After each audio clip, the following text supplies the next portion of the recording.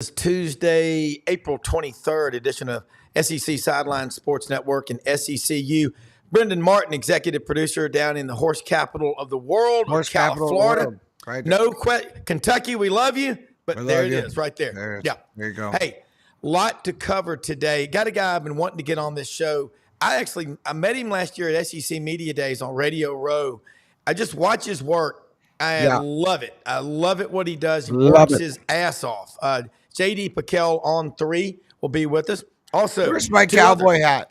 Hey, it's on the way. It's got to be shipped to you now. It's coming from Hewlett and Dunn. But Yancey Porter, I feel like there's going to be like a limousine's going to pull up out front with like a cowboy hat. It should. It should. I'm pretty excited. And they'll do it. And then Rodney Orr, Tighter Insider, checks in with us as well. Hey, we cover all 16. We've been doing it a long time. When they announced July of 21, Oklahoma and Texas were coming in, we jumped on that. I love what we're doing in the SEC. You can bring sand to the beach, or you can bring the Gulf of Mexico to the beach and sand. We're doing that, bringing them in. But anyway, smash the subscribe button, Brenden. Smash it. Bottom right-hand corner. Allow notifications on Androids and iPhones. Tell your friends, families, and neighbors. And do this right now. Get pen and paper handy. Pen and paper. JD Pickell is going to make you feel better than you felt in recent memory about the future of college football. It's always darkest before dawn. Hey, let me tell you something. There are two kinds of people in this world. I'll do it when I feel like it. No, you got to feel like it. You got to do it so you will feel like it. We're going to talk college football. Here we come. Right back. Here we come. Yep.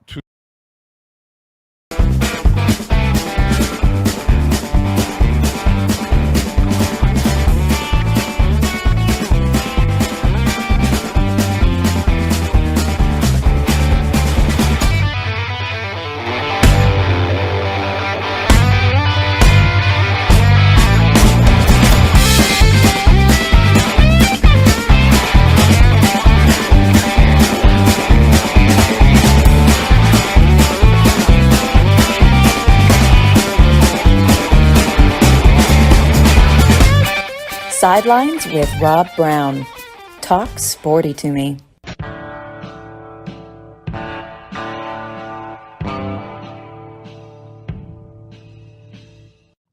right, JD Pickell be with us with On3.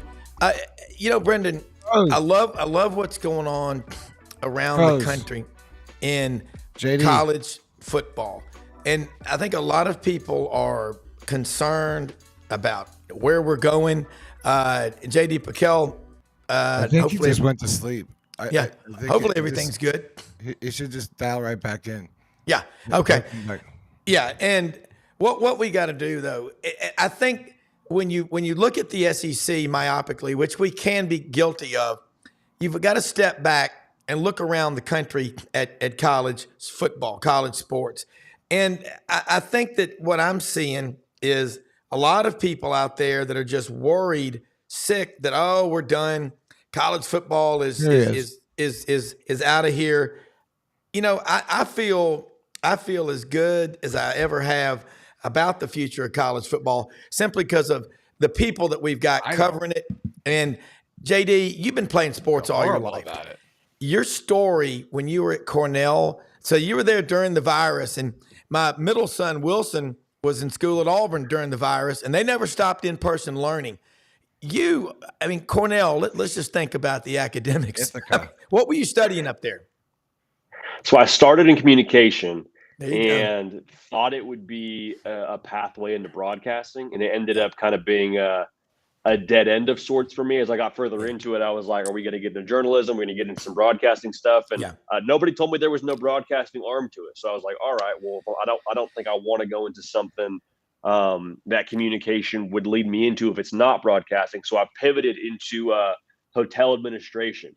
And I'll tell y'all, school got way harder. Was doing a lot more math classes, but it all worked out. And glad to be doing this now for a job. So the long answer there is ended up graduating with a degree in hotel administration from the School of Business. Yeah.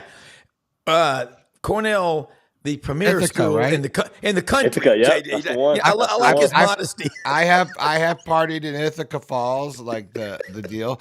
I literally I was crossing the stream above the falls.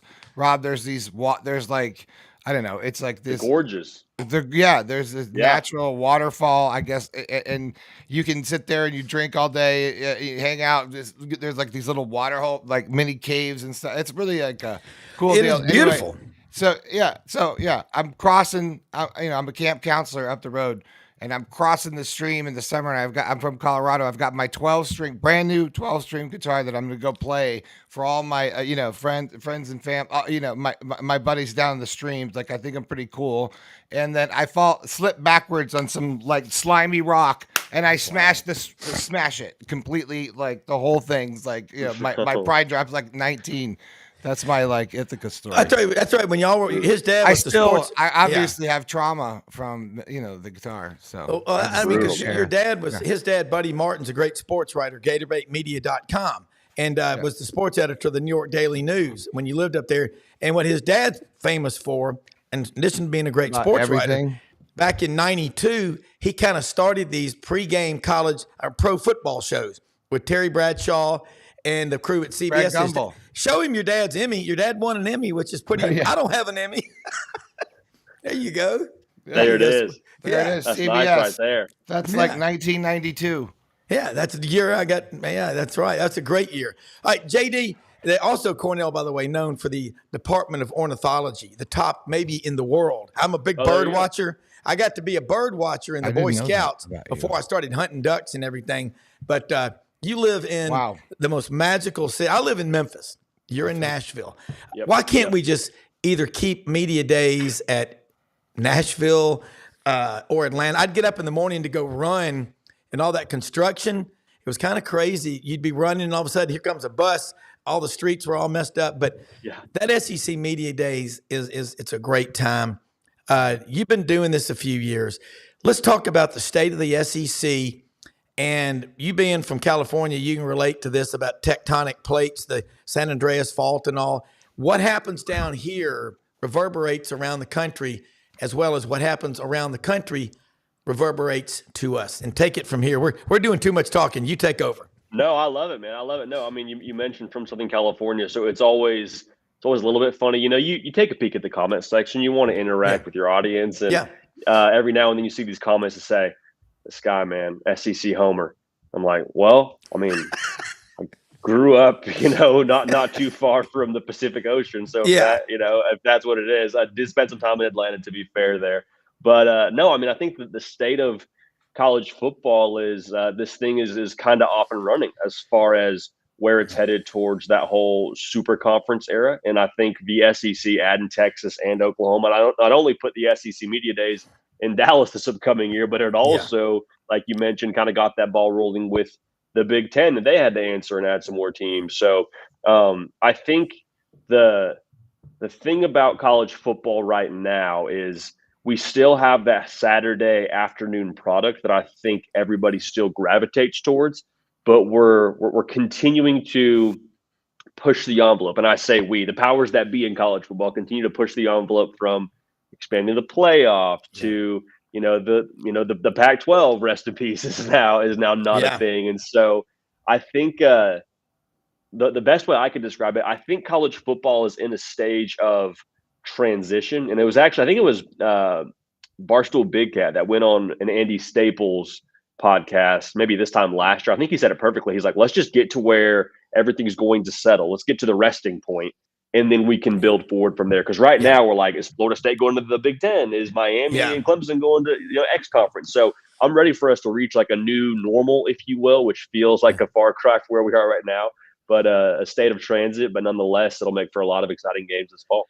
Yeah, and I don't want to see growing up. I mean, I've got two boys and two girls. They have grown up, and I remarried. I remarried a Vol for life. And now I've got my oldest daughter, Mallory. She's an Alabama grad. Everybody else in the family, whoa. There you go. There you go. My best friend from childhood, 2 days apart, Alabama grad. That's the way it is down here.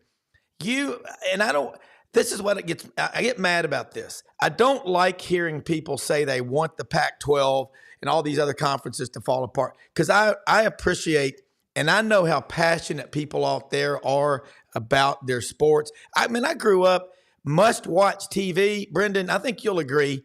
So you didn't miss Southern Cal, UCLA. God, I was in college when Cal and Berkeley played, and that tuba player got whacked over the head with football, and the great that they overplay on the Pac-12 network every other day. But I love college football around the country. Kind of take a peek. You're everywhere, but you're always prepared. Maybe you were a lawyer in your previous life, because you don't ever show up and half-ass anything. Try not to. Yeah, I try not to. I think this is going on a little bit of a tangent, but I think for me personally, I've been very fortunate to work for some really great people outside of the broadcasting industry.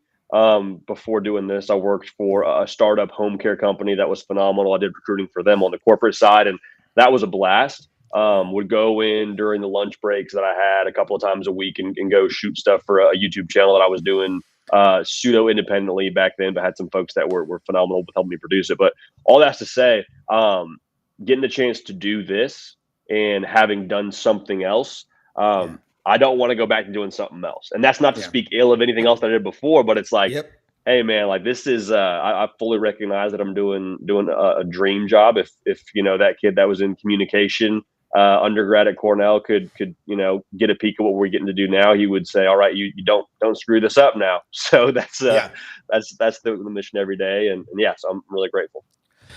So when you look at Texas and OU coming in, and I watched what you did, that look at Southern Cal.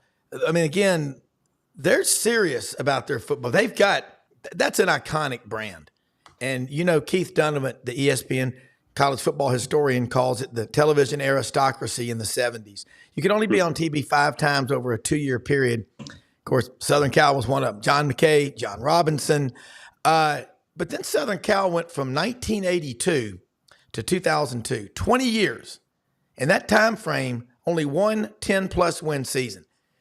So the area where in Alabama, 82 when Coach Bryant retired, died a month later.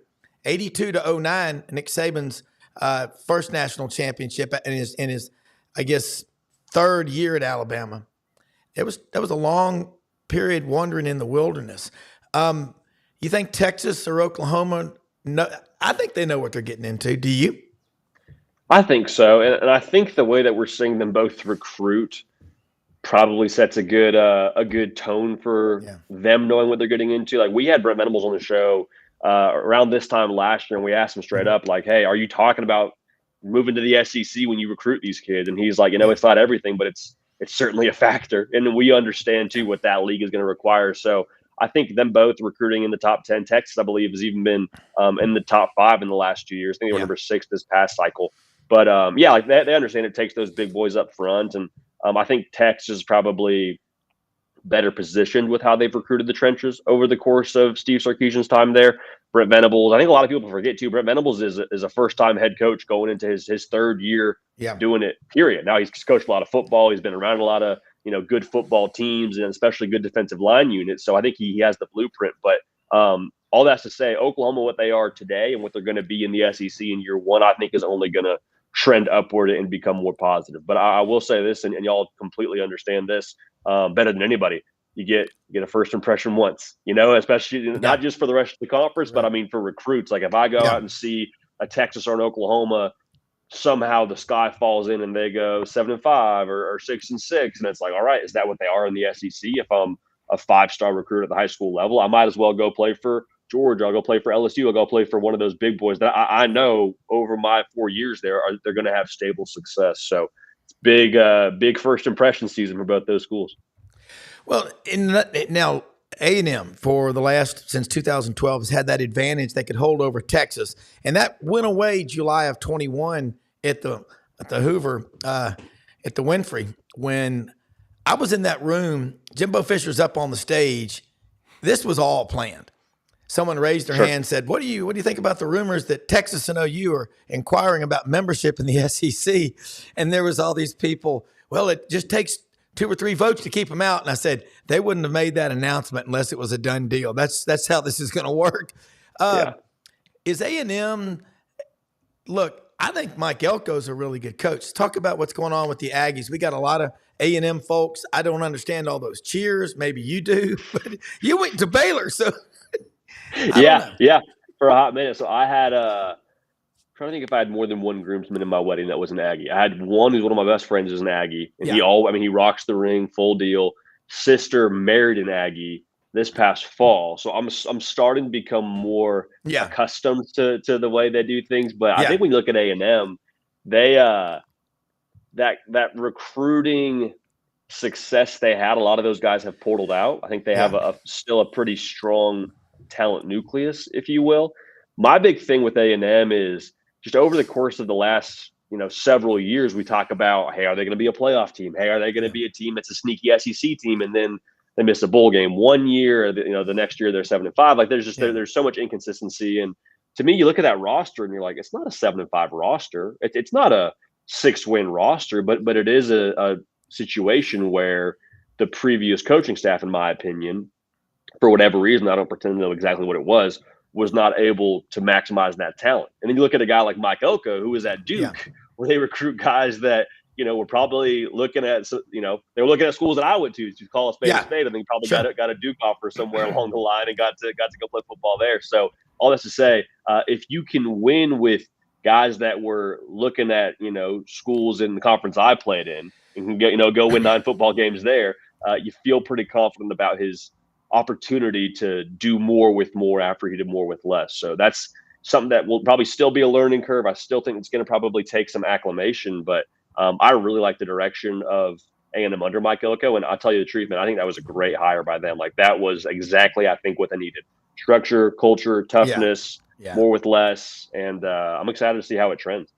Yeah, I've always been I just watched A&M from afar and just their fans.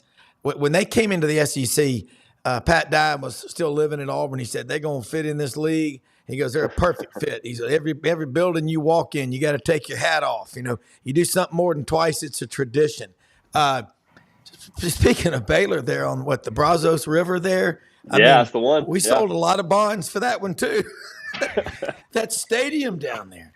I think the economic impact, RG3, guys, I think the economic impact in terms of fundraising, branding was like $250 million plus. Crazy. Got a great medical school. Crazy. Got a law school too, don't they? Got a law school. Yeah, you got Magnolia out there. The HGTV show, Chip and Joanna. They're the unofficial mayors of that town. I want to ask you. I'm fascinated with the Jaden Rashada story. I have been since the beginning. Sorry to switch gears, but I can't let it go have you on the show and not talk about it. So I've been following it, from Jump Street. Obviously, we do. I'm Gatorbait. I'm co-owner with my father of Gatorbait, so clearly we're on top of it. But now that the ASU. And then obviously that was a temporary stopping point. Rob, we're talking about Jaden Rashada. I know. That was the $13 million. I just they're all ADD. I'm like, well, no, Jaden Rashada. Sorry, but he's in the news obviously because he's in the portal, and I heard Auburn was considering him now, or is that even a thing? I don't know. I just was reading my Georgia. Well, Georgia was the first one, but now they said two more contenders emerge. Not they. I don't want to say they. But, it was. USA Today was the article this morning I was reading about. I think it's it's a fascinating situation, man. And I think the thing that's probably the most encouraging to me, if I'm just like a Jaden Rashada supporter, or I'm a friend of Jaden Rashada's, or want to see him succeed, the amount of humility I think it probably takes to be a guy somewhere in the Pac-12 or be a starting quarterback as a true freshman, and then self-evaluate and say, hey, there probably are some things I need to get better at. There probably are some things that I need to develop further in. I'm going to go to one of these premier programs, whether it be a Georgia or Hugh Freeze and what he's done with quarterbacks at his different stops now at Auburn. I think that takes a lot of maturity. I think that takes a lot of humility and I don't think it was probably, the most enjoyable process to come to that I agree. decision. But I mean, if he picks a place like a Georgia or he picks a place like an Auburn, like he's going there to sit at least a year. And I think the kid's obviously got a ton of talent and in the right spot could be really successful. The Georgia one's fascinating to me because at Georgia, like there's no guarantee you see the field, right? I mean, Ryan Puglisi's there. He was highly touted. Gunnar Stockton, I feel like a lot of the folks in SEC country know what he brings to the table. And so going to Georgia, the thing I would like about that fit or that decision for me, if I'm Jaden Rashada, is there's no wondering like how good I am once I spend a couple of months in Athens. Like I know these are the best of the best, whether it's in my quarterback room, whether it's guys that I'm playing against every day at practice. Like I know how I stack up. And even if you don't see the field, you hit the portal again. Like, okay, now I know. Now I know where I am. I know what I need to do to go somewhere else and succeed. And obviously in a perfect world, he goes there and plays at some point in time, which would be even better. But yeah, I appreciate the process he's gone through and the process he's going through right now to decide to go somewhere and develop and set himself up for success in the future. Yeah. I was just checking it out. Yeah. The story this morning. Sorry. No, I love it. It's a huge story. God, it's one of the biggest stories in college football. I mean, just think about it. I mean, come on, just think about it. It was Mississippi State. Was it Mississippi State? Sorry. I read a lot this morning. Mississippi State considering going down there, and he's offering playing time. This is so anyway, this is sort of the latest. I'll be following it from the get-go because for me, I mean, all that money. I mean, it was such a weird time, right? Like we'll never sort of know that time again. I guess because that was a huge amount, of money, like right from Jump Street. That and the billionaires were sort of getting involved with like this whole like unstructured program in this early stages of what what we have now with what's going on. I think he was sort of collateral damage. Yeah, it was unfortunate, and you probably felt a certain kind of way on both sides of things. Like if you're a Florida fan, you're like, hey man, if you weren't getting what you were promised, like, is it not still worth the however many $1 million that we were going to pay you to come here and not have this whole rigmarole publicly? If you're Jaden Rashada, you're like, no, I was promised this amount of money. Yeah. What kind of good faith does that provide when I get on campus to know that there's not going to be more I'm at ASU things right behind now. closed doors? Yeah, it's hot. Like, yes, I don't want to be here right now. 100%. Yeah. Like, it's not a good deal for him to go to that from Florida. Like that was like, and he was excited, like he had some like legit, like he wanted to be a Gator. You know what I mean? Like you could see that when he was on campus and stuff. And I don't know. I really am pulling for the kid. And like I said, I think it showed a lot of character.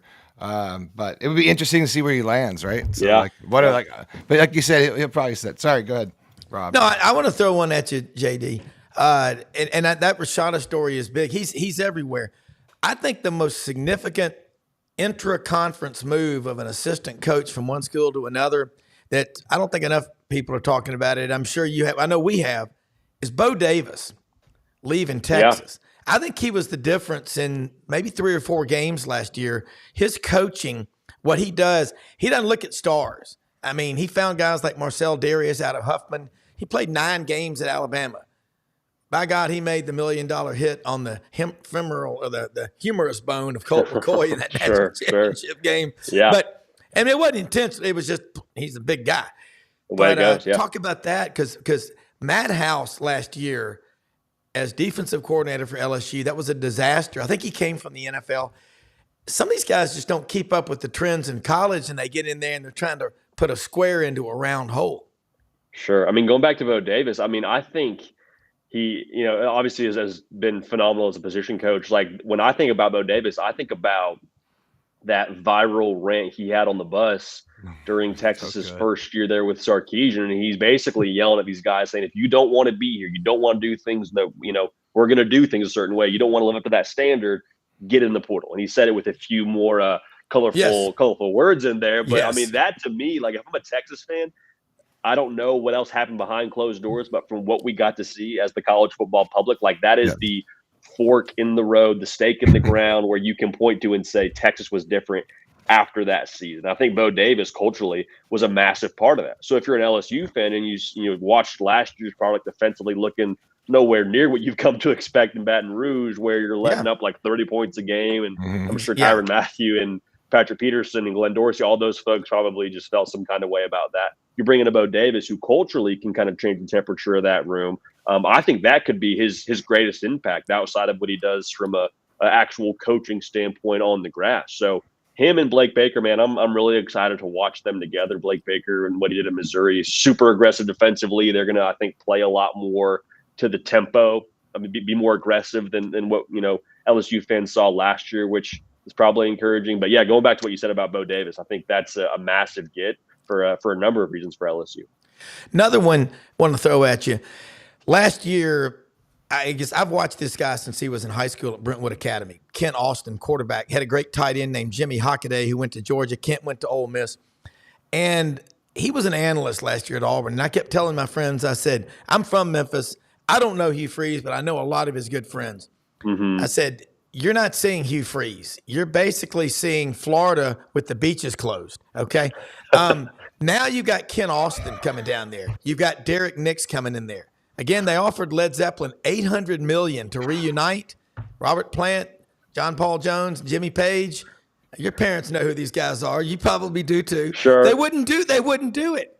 But Freeze has got the band back together, and there's a couple of other guys behind the scenes. And you got to go visit the Starship Enterprise. I'm sorry, the Woltope Center. Dana Marquez, my good friend, is the director of equipment operations, who's still there, but growing, helmetfitting.com and Falcon Pursuit and all that.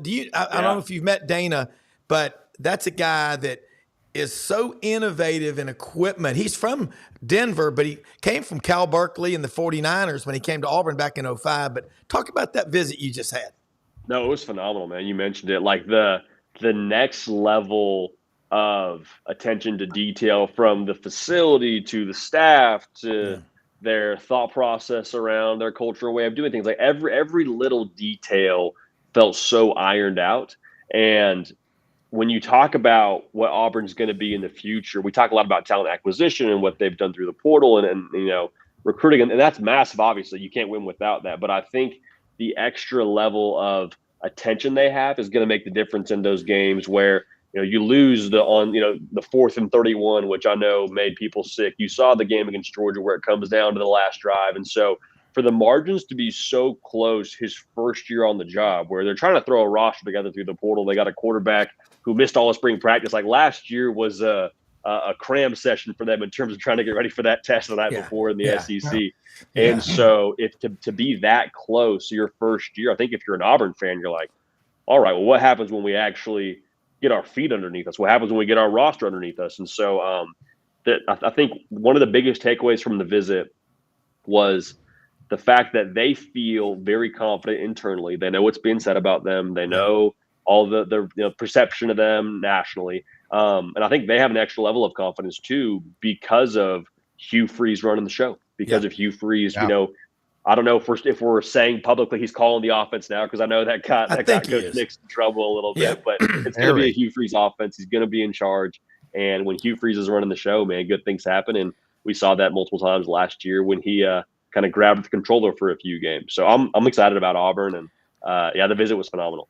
Yeah. All right. And look, I know you got to go. I got to ask him first before you can't go. Okay. So Billy Napier is going to be the OC. I mean, sure. Okay. Is that good? Let's just start there. I mean, it's a great question because that was my burning desire to as a Gator, obviously, and then there's Gator media, but obviously I'm a huge Gator fan. I really wanted an offensive coordinator. Yeah. And I think there's probably two thoughts I have on it. The first would be, or there's two ways to think about it, rather. If you're a Florida fan, you're like, hey, we look at what this offense has done the last couple of seasons with Billy Napier running the show. It hasn't worked to the level that we think it should work at, with AR playing quarterback, with last year, and just the output. We're looking at production, looking at output. That's a great point about AR. We need to surrender this, right? But the other thought that I think, if I'm Billy Napier, I'm like, hey, if I'm going to get fired, like a lot of people say I'm going to get by October, I'm going out on my terms. Like, I call plays. That's why I got this head That's what I'm coaching saying. job. That's who I am. Like, if we go down, it's because I'm holding the bat and I'm swinging. I'm not going down because I let offensive coordinator who was a hot shot at another school or a G5 up and comer. Like, I'm not going down because I passed him the sticks. Like, we go out on my terms. So part of me is kind of like, if I'm thinking about it that way, and Billy Napier, if it really is do or die, I'm like, okay, yeah, I like that. He's not operating from a position of, a ton of leash. So I think in that way, I'm like, the numbers are the numbers, but to some extent, like, all right, shoot or shoot, like, let's roll. Yeah, and think about it. Like your move is going to be probably to offensive coordinator somewhere else after if you get let go. Sure. So why not kind of like have that be the last thing that you did? I don't know. You prepare for everything. I mean, you can't. No one would blame anyone for doing that. But I don't know. I think that's some really great points, especially about AR, because I think that's overlooked. And now you've got Lagway in, and how is this going to play out again? Right? There's a lot of talent in the quarterback room right now. Yeah, it is. Yeah. JD, we got to get you back on again. You are so well prepared. I always like the compliment I give people. My grandfather was a judge and taught law. You come in like a trial lawyer. You're versed. You're like a Swiss Army knife. You can pivot. And when you're dealing with an ADD and an OCD guy like me. You're a Swiss Army knife. And a financial advisor on top of this for 33 years, dealing with markets. Everything gets back to financial markets. Getting rid of coaches every 2 or 3 years is like churning an account, versus a long-term hold, the Warren Buffett mentality. But I love let's do this again. I know you got a big day ahead of you. Look forward to seeing you in person next time I'm in Nashville. We go up there a lot. We've got a lot of people we work with up there. How do people follow you? Keep up with your great work. We got to have more JD Pickells, man. I know you're going to end up having a big family one day, but I appreciate your attention to detail, and you know what you're doing. And Brenden, this is one of the best ones we've had. So we really appreciate your time. Okay. I really appreciate that, man. No, I mean, genuinely, y'all do a phenomenal show. This will not be the last time we get together, but I appreciate y'all and your passion for college football. To answer your question, if you want to find me on YouTube, you look at the On3 YouTube channel. We're live 3 times a week there at 11 a.m. Eastern. If you're more of a podcast consumer, just type in The Hard Count with JD Pickell, and that'll pop up there. But we'll do this again, man. I really appreciate y'all and appreciate y'all's show, and the fact that y'all approach college football from such an authentic and genuine standpoint. Like, this is phenomenal. So I appreciate y'all having me on. All right. Thank you so much, man. Have a great day. Yeah, yes, sir. Y'all too. Y'all too. Thanks, man. Thank you. I tell you what a great guy, man. Yeah, he really is. And I met him, like I say, at Media really Days last year. And he's he's a young guy, and like he's got, that's like old school, you know what I mean? He's got a lot of that old school mentality. Like, he's very respectful. Like, what a really great guy. Yeah. Well, he first off, you don't get too many guys that, he went to an Ivy League school to Cornell and transferred to Baylor to play football. And then he got, he had concussions, and they just said, you know what, might be time to step out. But love having him on here, as we do this next guy from Hattiesburg, Mississippi. Catch him Monday nights, 6 p.m., Sports 56 WHBQ in Memphis, and Super Talk Mississippi, Rebel Yell Hotline with the great crew of Gary Darby, Harry Harrison, Gordon Ford, Chuck Rounsell, the Ole Miss Spirit, Yancey Porter. Let's talk about the Ole Miss Rebels. Franz Beard, I was on Buddy Martin's show last night. He talked about 2 more running backs that the Ole Miss Rebels have brought in. He goes, they are loaded, as Franz Beard, the poet laureate of this show, said. But how you doing, man? I'm doing great, guys. It's been kind of a interesting tape watching Ole Miss put together the finishing touches of this class and for the roster, and I believe they got 5 running backs now. They only had 1 healthy running back in the spring, so I get where they're coming from. You got to have some depth. You lost arguably the best tailback in the country there to Quinshon Judkins, and nobody's going to fill his shoes, but it's going to be by committee for sure. The big running back that you tried to get out of Oregon State, you didn't get him. Yeah, Marquez. Yeah. Yeah, Martinez. Martinez. Yeah. Where did he end up going? He hasn't gone anywhere yet. You still got Okay. Penny I didn't Boone think so. out there. Yeah, I think Martinez going to end up at Miami. Is kind of is where people are saying. I think Miami had a home visit with him last night. I think State's going in there maybe tonight or tomorrow night, but it looks like he's going to end up at Miami. Parrish coming back. What does that say about college football? It's kind of unusual, isn't it? Well, I mean, that's just today's era. There's not many different eras that you can think of where a player played for a school for a couple years, transferred for a couple years, and comes back for a year. I mean, first of all, you don't have 5 years of eligibility until this wacko era that we're in right now. But it's something that Ole Miss knows what they're going to get. Kevin Smith has been with him for 3 years, 4 years. Yeah. So they're familiar with one another, familiar with the offense. Again, I think it's going to be kind of a three-headed monster. I don't think they're going to go 4 or 5 deep like they've got on the team, Yeah. but it's going to go back to that Quinshon Judkins where they were having three guys really tote the ball. And I think that's what you're going to see this year. All right, Ulysses Bentley, the 4th, 5th, and 6th. Let's talk about him, his role. He's a hell of a player from SMU. Yeah, I mean, I think he's in like year 8 right now. He's still at Ole Miss, isn't he? Or he hadn't transferred. Okay. You got to remember he played it at SMU for like 3 years He before he even did. came to Ole Miss. Well, He had a whole career before he he came to Ole did. Miss, and this is his 30 year at Ole Miss. So I mean, Yeah, it's crazy. It's it crazy. It is. really is. One day all of the COVID eligibility years are going to be gone and things will get back to normal, but we're still in it. So we're still talking about 6th and 7th year seniors here. But yeah, he had his knee scoped in the off season. Didn't go through spring drills. Uh, Logan Diggs, he had Yeah, ACL surgery back in January, so he's not going to be ready into November. And then Riscado, the true freshman, was again the only true healthy true freshman on the team. So it was there at running back. It was a problem there in spring. So they went out, and now they've got a stable of running backs. all right. You didn't eat breakfast at the Beacon this morning, did you? And if you did, No, I know most people go get a meat and 3 for breakfast or lunch. Can you really get an M16 there? A meat and 16 sides. That may be one of my favorite restaurants in the South. Is the Beacon. Along with we ate at City Grocery for lunch recently. Had the blackened catfish sandwich. It was during Lent. Of course, we had to stick to the fish diet.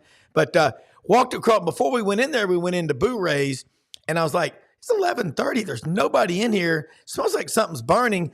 And I look outside, and there's fire trucks, and everybody's going, "Sir, the building's on fire." So yeah, if you go to I'm like, Boo-Ray, Captain get the Obvious. gumbo, Yeah, well, we were, but and we and couldn't. and salmon sandwich, and then if Yeah. you go to City Grocery, you get the Caesar salad with blackened shrimp on it. Oh, Just a little oh, some hints of what to get with the next time you come to Oxford. Best yeah. Caesar salad with blackened shrimp you'll ever have. Yeah, we ended up getting down there kind of late Thursday night. Did the show from the Vitamin Shop, one of our sponsors over there off of Jackson Avenue. That's open, by the way, Monday through Saturday, as they say in the South. That's Saturday translated. Monday through Saturday. Great They're store. open 9:30 a.m. to 8 p.m. and Sundays 10:30 a.m. to 7 p.m. But yeah, great store out there. And Audrey Vol for life. She hadn't been to Ole Miss in Oxford in a while. She was like, "Oh my God!" She goes, "I could live here." I'm like, "Yeah, that's a lot of my friends are." My friend John Galena is an Ole Miss was a Phi Delta at Ole Miss, and he's building a bunch of houses down there. He says, "Man, there's 5 or 6 Memphis people already moving into these places, just having a house down there. Who the hell wouldn't want to, you know?" And Yeah. I spent many a night or morning at 3 or 4 in the morning in the line at the Chevron station having chicken on a stick. I love that place down there.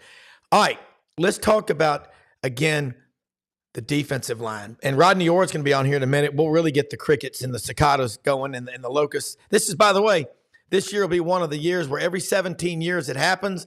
The locust, the locust, not the locust, the cicadas and the locusts all start coming out at the same time. But let's talk about that defensive line. Man, that was a wild thought. But let's talk about the defensive line because this is so big. I've had more people talk about Walter Nolan when he was at St. Benedict briefly out at Auburndale, in Cordova in Memphis. Then he went to Knoxville Powell. Then he went to Texas A&M. Rank him. Is he as good as the former Rhodes Scholar Tim Bowens?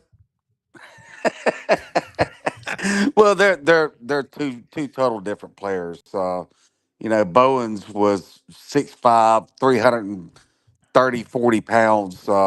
Just a monster. Nolan's a big boy now, but he's more in the 6'3", 6'2", 300-pound range. And Bowens was a sheer power guy. Yeah. Nolan, the thing about him is he's got really, really elite footwork, just very quick feet. That's the first thing. His get off of the ball is special. And he's going to take on two blockers. He's going to allow other guys to come in there and mop it up and make plays. It's interesting. As many defensive linemen as they have is really the personnel's more tailored towards a 3-4. I think you're going to see a lot more 3-4 this year than what you saw last year under Golding. I think you're going to see a lot of. I think that's really going to be their base defense. And they're going to play some 4-3, and they're going to play some 4-2-5, probably more 4-2-5 than 4-3. But I think they just got flexibility now in that personnel. I think the linebackers has really been the story of the camp. They haven't been outstanding at linebacker in a while, but they've got some guys. They got some dudes back there at linebacker. They feel really good about the defense right now. Well, when you think about the defense at Ole Miss, if it's 30, 40% better, Ole Miss could win every game that they play. And Rodney Orr's going to be on with us here in just a second here. But one more question on Ole Miss, and then I'm going to get this. I love this back and forth discussion with you and Rodney. It's great having two great minds together. When you look at an area that just there's the biggest area of concern for Ole Miss heading into this season. Forget the schedule. It's all about you. You can't worry about what other people are doing. But what's the one area that concerns you most heading into the 24 season? I think to me, it's still just losing Quinshon Judkins. I mean, just how valuable he was every time you're in third or fourth. And you know how much Lane loves to go for it on fourth down. Yeah. If it was 4th and 3 or less, Quinshon's getting it. He at Ole Miss on 3rd and 4th conversions. He got it every time, but one time in his career, and never fumbled the ball. And you don't know how valuable that is until it's gone. Yeah. And so that's that to me right there would be my biggest concern with a coach like Lane Kiffin that loves to go for it so many times on fourth down, losing that guy that is going to get it every single time. Yeah. Well, you look at the guys that hardly ever turn it over. I mean, that is, you're right. That is a huge, huge deal. All right. Let's bring in Rodney Orr, Tighter Insider. It's only $48 a year, ladies and gentlemen. You need to be a subscriber to Tighter Insider to be a Tighter Insider. Watch Tighter Insider TV on Tuesday nights at 6:30 with Rodney Orr and our good friend Gary Harris from WVUA TV 23. The May Veterinary Clinic report, 2 locations, Tuscaloosa and Northport, open every day. Now, Sundays is drop-off and pick-up only at Camp May for dogs and cats, where they have an outdoor pool for the dogs and connecting cat condos. Remember, we all know the old lady at the end of the street that never cut her grass. She had whiskers, and she gave out stale potato chips for Halloween candy. And when they found her, she had 30 cats living in the house. They could all live together. Connecting cat condos, the May Veterinary Clinic. Rodney, how are you? I'm doing well, Rob and Yancey. How are you guys? Doing great. Good, man. Good. We're ready. I'm going to tell you what, I'm looking forward when we get y'all on the video because y'all are two movie stars, Rodney Yeah. and Yancey, talking SEC football. Rodney, let's talk about Alabama. We had J.D. Pickell on the first half hour of the show from On3. There's a lot of stuff happening. I talked to so many Alabama friends, and my great friend, love this man, John Turner, passed away early Sunday morning. He's the one who turned me on to Oh you. no! Wow. Really sad, and I love that man. And just his son Jack is listening right now, and Jack's my attorney. And John was one of your biggest fans. He hung on everything that you said because he said, first of all, he said not only does he know Alabama, but he's a good Christian man. So honored to have you on here. I just wanted to say that. But Rodney, there's a lot happening in Tuscaloosa. So a lot of people watching this show and listening and texting me going, Browne, we love you. Shut up. We want to hear Rodney. Well, first of all, look, I didn't know that about John, and I've known John for a while. So, Yeah. man, I really send out condolences to his family. I Yeah. mean, wow, John's Yeah. great. Love Was the a great man. Yeah. guy. Yeah. Absolutely. Um, yeah. So, your question, Alabama. I mean, right now, I think obviously it's just what are they going to do with the portal? And clearly they brought in Caden Proctor brought him back. Yeah. And then Graham Nicholson, the number one or the Lou Groza award-winning kicker from Miami of Ohio, he announced that he's coming. And then, I know that Ed Woods, who is a cornerback at Arizona State, he's considered their top cover corner. I know they were really kind of surprised that he went into the portal suddenly yesterday, but he's supposed to visit here. And that's what Alabama needs. They need corners. They need some depth in the secondary. They need some experience. Obviously Damani Jackson is the transfer at one corner, but they need another guy with some experience. They've got a bunch of highly recruited freshmen who did a really great job, but I think the experience. And then, like I said, they got Proctor. They need some more offensive linemen to get their numbers up. So I suspect they'll bring in some guys on the offensive line. And then from there, we'll see. We'll see if they can add a wide receiver, maybe if they find a difference maker, or maybe another position, defensive line, whatever. So We'll see. We'll see. Well, Will Reichard set the SEC record that was previously set by former Auburn kicker Daniel Carlson, whose brother Anders Carlson also kicked for Auburn. All their family, by the way, as you know, Rodney, all Alabama people from Littleton, Colorado. But you're going to go from the all-time SEC leading scorer, Will Reichard, to another kicker that good. Wow. That's a third of every game, Rodney. Let's talk about that. That if you get him, that's big. That's not only big, as our kids will tell us, that's ginormous. Yeah. No, I think it is. Again, I think it became pretty clear when Kalen DeBoer mentioned during spring that there was a lot of inconsistencies. Well, he didn't put it that way. He just said that they had some good days and some days where they could have been better. But so that tells me there was a lot of inconsistencies throughout spring. And Connor Talty was really highly recruited player that they have at the redshirt. Well, he kicked a little bit last year, but anyway, with that said. To go out and be able to get a guy of Graham Nicholson's magnitude, his ability, and he's got hit 25 straight field goals last year. I think he finished 27 of 28. His only miss was from 48. It's a really good kickoff man as well. So it's a major coup because I really think James Burnham's one of the best punters in the country. Last year, he kind of reminds me a little bit, and I'm not going to put him on this level yet, but J.K. Scott, when you look at his build, he's really tall, and really has a strong leg like J.K. had. So I think he's a weapon too. So I think right now is, you have to say, hey, Kalen DeBoer is doing a really good job getting some of these questions and concerns addressed. Rodney, before I go back to Yancey, I know he's got questions for you.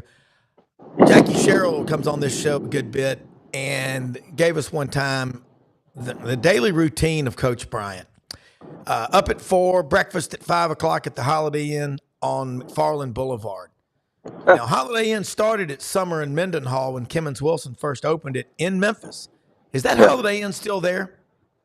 No, it's not. And yeah, I like that place. So, Yeah, I remember that one well, but it's yeah. not there anymore. Okay. All right. Well, But here's I what I just, want you to do yeah, since you have Jackie Sherrill on. yeah. You need to one day ask him, say, Coach, I used to observe you a lot during the games on TV. And after every play, he would jot down something. Yeah. And I wondered, what is he jotting down? What You know, what exactly is he jotting down after every play? you You know what might he was ask him jotting? that. Yeah. I must, I bet I know what he was jotting down. A to-go order to Taco Casa. Yeah, yeah, he might have been.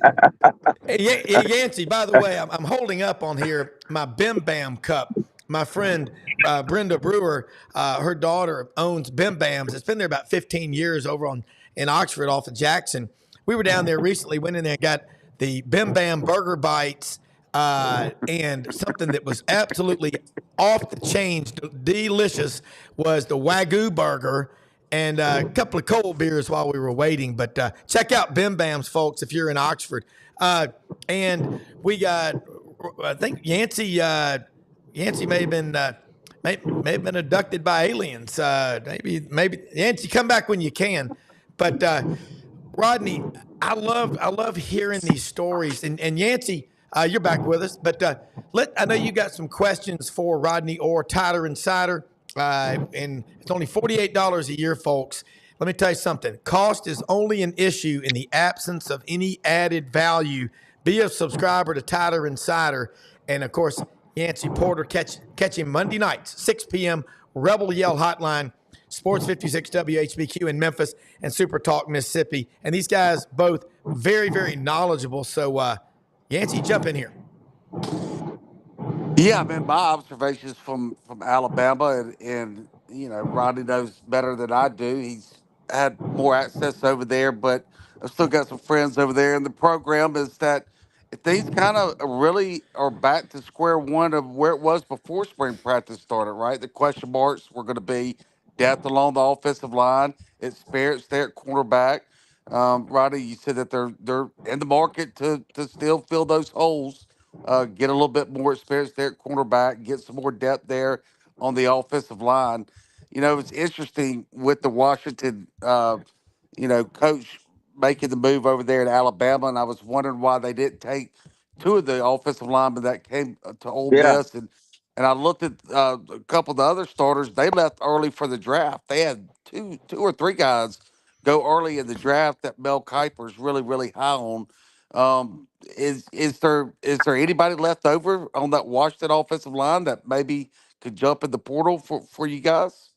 you know what? I don't know. That's a good question. I know Ole Miss got what, two? Is that right? Isn't Yeah, that right? yeah, they Yeah, and got I wondered. Yeah. I really thought Alabama would, maybe, but whatever. I don't know exactly what happened there, but obviously Alabama did get one. Parker Brailsford, the center, yeah, who was all good one. Pac-12 second team last year, Yeah, as a redshirt freshman. So, but I don't know. I don't know what happened there. I mean, obviously, I assume those guys are doing well at Ole Miss, but they have to get.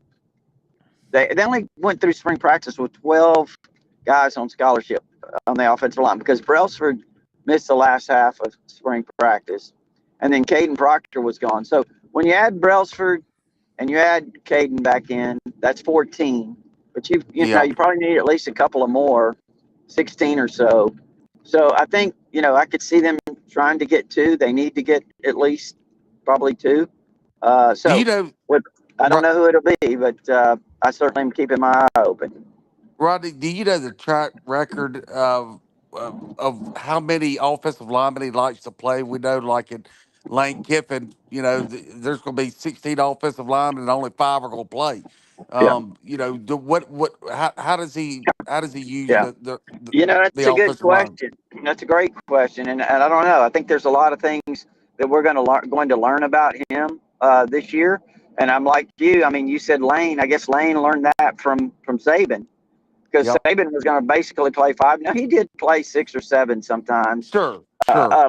But yeah, no. So I really don't know what Kalen DeBoer's philosophy is, and that's a great question because not just at offensive line, kind of curious about his overall kind of perspective of how he's going to use players because they've had a lot of good players here. To be honest with you, that have sat on the bench that haven't played much, and Alabama would be up 42-7 in the fourth quarter with 8 minutes left in the game. And, those guys would still be on the bench. That was one thing Yeah. people said about Saban was he had that pro mentality.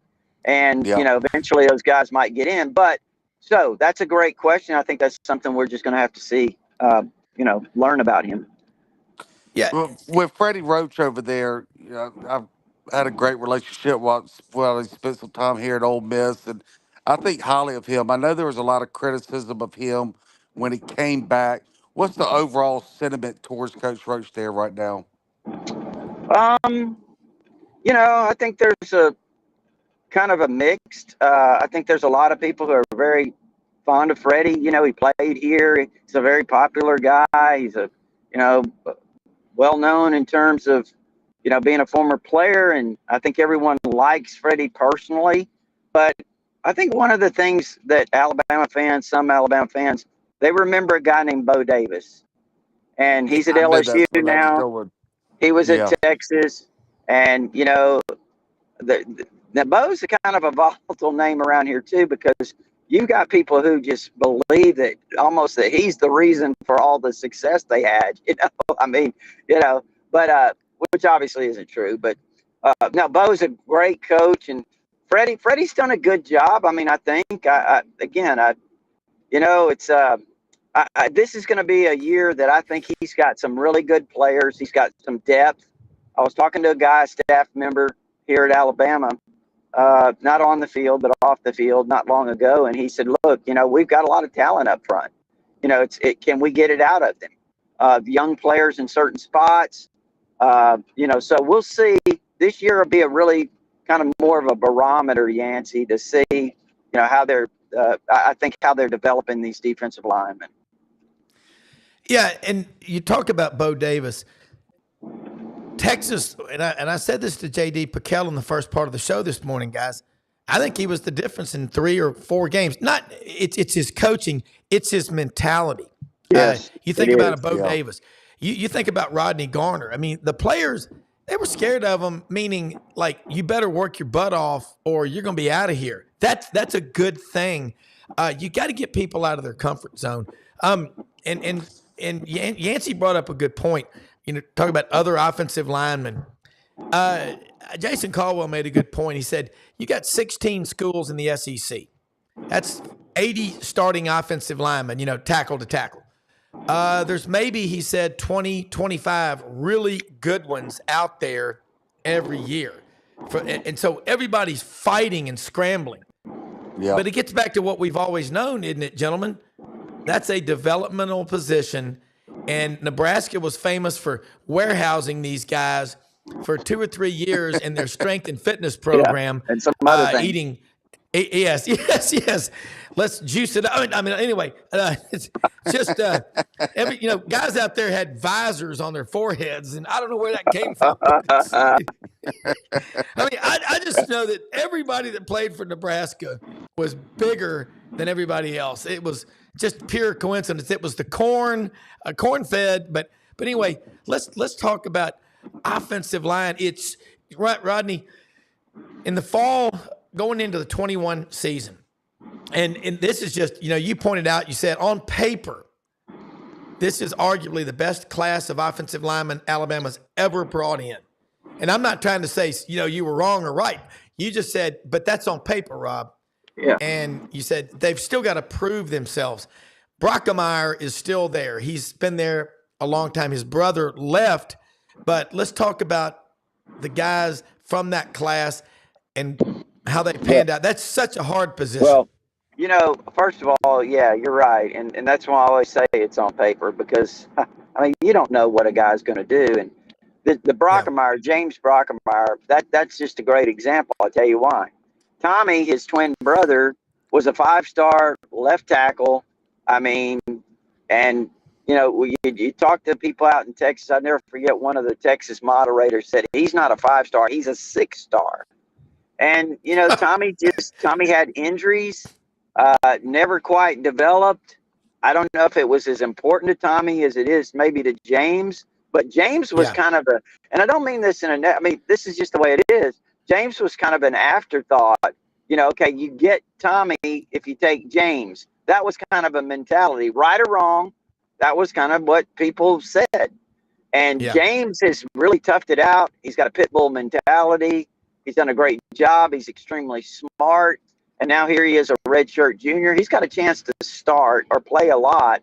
He and Parker Brailsford, they're at that center spot going to battle. So, and then the other guys that you mentioned, Rob, I mean, J.C. Latham's going to be. Latham is a hell of a player.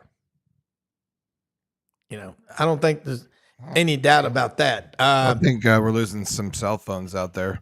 Yeah, but maybe it's just maybe this is the event. It's all going down right now. Well, but cell phones going out. Yeah, and you think about the offensive lineman and Rodney jumped back in and Yancey's just vanished without a trace. Well, and it was weird. It's weird because his phone keeps trying to dial in, like they're both trying. They're there, but they're not there. But we're talking about offensive line. I mean, you look at it. You pick the school. If you don't sign 10 linemen a year between the offensive and defensive line, you're going to fall behind. Yeah. You're going to be at a competitive disadvantage. Yeah. And there's a lot of schools. I was looking at Auburn. There's only 3 offensive linemen that were there that have been there for more than a couple of years. Wow. Here, that was the downfall of Gus Malzahn, was just on the offensive line compared to LSU, Georgia, and Alabama. Because at Auburn, you're just going to look at everything revolves. What are they doing at Georgia? What are they doing at Alabama? Because they're going to play them every year. They're the 2 oldest rivals. Now, Florida was Auburn's 3rd oldest common opponent before they had to put that one to rest for a while. And I got to tell you something. I know we've got a new schedule and everybody's going to be playing more often. But Uncle Charlie on this show back in the fall of 2019 had the algorithm, which would have meant if you stayed at a school for 4 years, you'd play at every school in the conference at least once, and they'd play at your stadium at least once. So we're going to get that. Rodney, glad to have you back with us. But you're talking about the offensive line. I got to talk to J.C. Latham last year at Media Days. Big fella, hell of a player. But you were making a point about the offensive line. We know about Brockemeyer just sticking it out, working his tail off. His twin brother left, and they're both from Trinity Episcopal, I think, out in Fort Worth. And it's just a hard position. But wouldn't you agree you've got to sign 10 linemen a year in every class, portal, high school, whatever?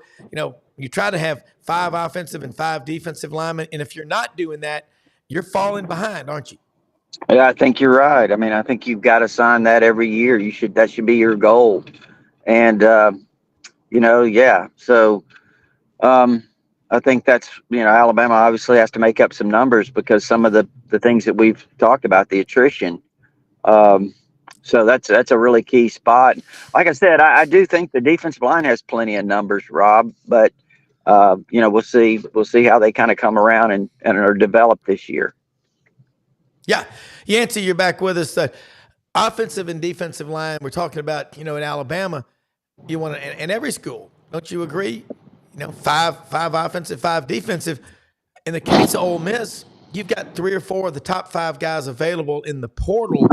That could translate to a couple of extra wins. And in a 12-team playoff, I don't think the pressure's there to go 12-0. You're going to want to win every game. Please let me know if you're not going to try to win the game. I'm not going to go. But,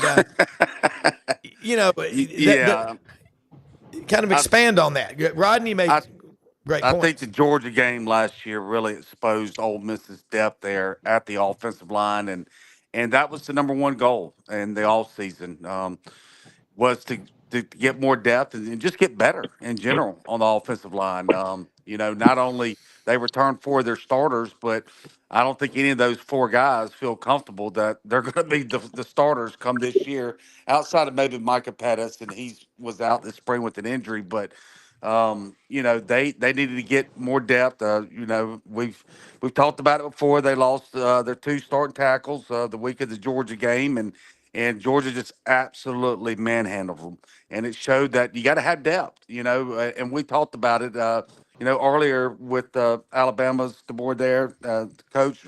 How much does he rotate those offensive linemen? Lane doesn't. Just like with Saban, the game can be 42-7 in the middle of fourth quarter. He still got to start an offensive lineman out there. So when you don't play but 5 basically the whole season, and then you get injuries, those guys need to have some gel time, some rhythm, and it's going to be interesting to see if Lane kind of is more flexible and starts rotating more guys. He's never going to rotate it, or any coach, like a defensive line. You're gonna, offensive line is a whole different beast.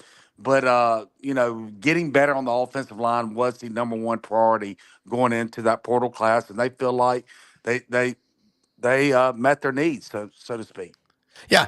All right, guys, just a few more minutes before we wrap it up. And folks, do yourself a favor. You saw that QR code up there for Bigger Than Bama. You see that book behind me that Rodney wrote. I feel like the weatherman going, we got a huge cold front coming in from the Pacific Northwest, going to be in here by the weekend. Weekend plans out on the dam at Sardis or Lake Tuscaloosa. Be careful, could rain. But anyway, Bigger Than Bama. That's the book right there I'm pointing at. QR code is up on the screen.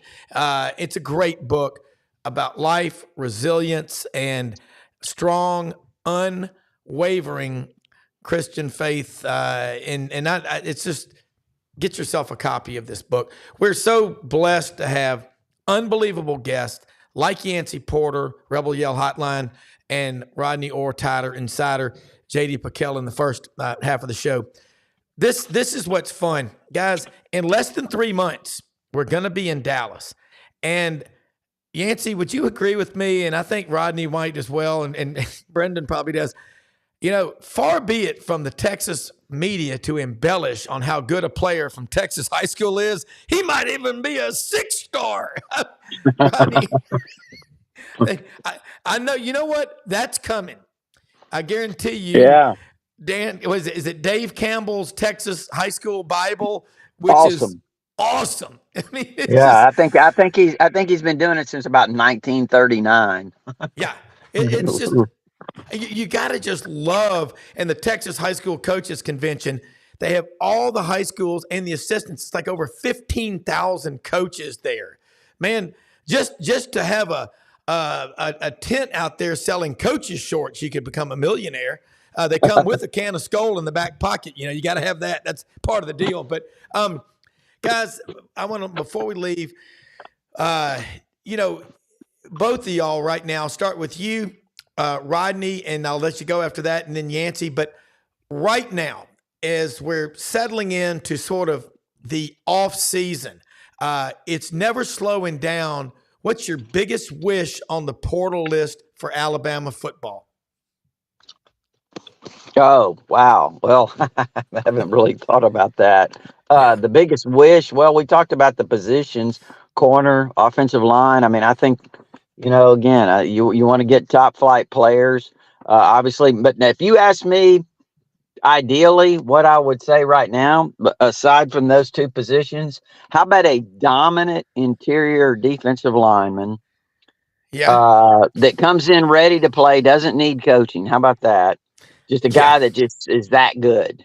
And then how about a wide receiver that's a difference maker, that's got a lot of experience. So I mean, again, I don't know that those are going to be available.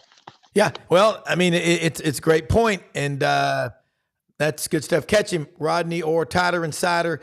You don't know what you're talking about tonight on Tyler Insider TV. You said you just show up, you and Gary, you do it, but it's great stuff. How can they follow you? Yeah, TigerInsider.com. It's only $48 a year. You can get instant access with your credit card if you prefer. There is an address there to send a check. Gives you all our premium information, but also our all sports forum. That's our community of Alabama fans. A lot of exchange. Never really ends right there on TigerInsider.com. You mentioned the book, Bigger Than Bama. You can get it at RodneyOrr.com, Amazon. And I think you see you have a graphic there, Rob, where they can check it out. Yeah, QR code. Yeah, absolutely. Hey, Yancey, same thing. What's your wish list besides getting an M16 at the Beacon for one day? You may not be able to be on the show if you have a meeting 16 sides, but Well, go ahead, Breaker 19. I don't think my wife wants me to have an M16 right now. I'm pushing about 210 right now. We're trying to get back down to 200. But there you go. I think Ole Miss's biggest wish list would be a little more depth there at receiver, as Rodney was talking about. I mean, obviously getting a huge playmaker would be awesome, but they're not out there in the portal right now. Also, I did the numbers last night. 12 of the top 100 portal players became available in the spring. A little bit more than I thought. I didn't think it'd be quite that high. So you're looking about 12% of the top blue chip portal players went into the spring portal. But maybe another corner, kind of like at Alabama. There's some unproven guys, so I'd say that a depth piece there at receiver and another experienced cornerback. Yeah. All right, man. Great show, Brenden. I'll love it. Just say this, man. We live in the greatest country in the history of the world. Just think about that. How many of y'all have ever known anyone who moved out of America and gave up their American citizenship? I've never met anybody, but people will float over here on a styrofoam cooler through shark-infested waters 91 miles away just to be here. So don't complain, man. Get out of your comfort zone. Go out and do some great work for people. Follow through. You can't take it with you. They don't put luggage racks on hearses. Think about all the good you can do. And Rodney, Yancey, Brenden, everybody listening and watching, we appreciate you. Please support all of our sponsors. If you get a chance, get out there to Hewlett & Dunn today. They got over 7,000 pairs of boots. They got them made out of everything and anything. Great people out there, Charles and Laura Hall. We'll see you tomorrow, man. We're out of here.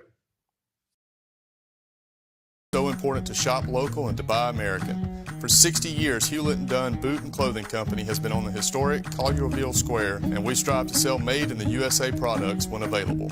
With over 7,000 pairs of Western boots and work boots in stock for men and women, come and see our huge selection of clothing, jeans, and accessories from top brands made in the USA.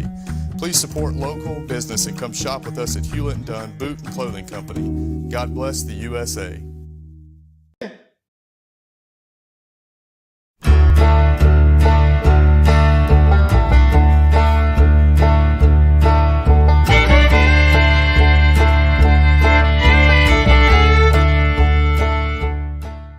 In a perfect world, you'd set a health goal and results would happen overnight.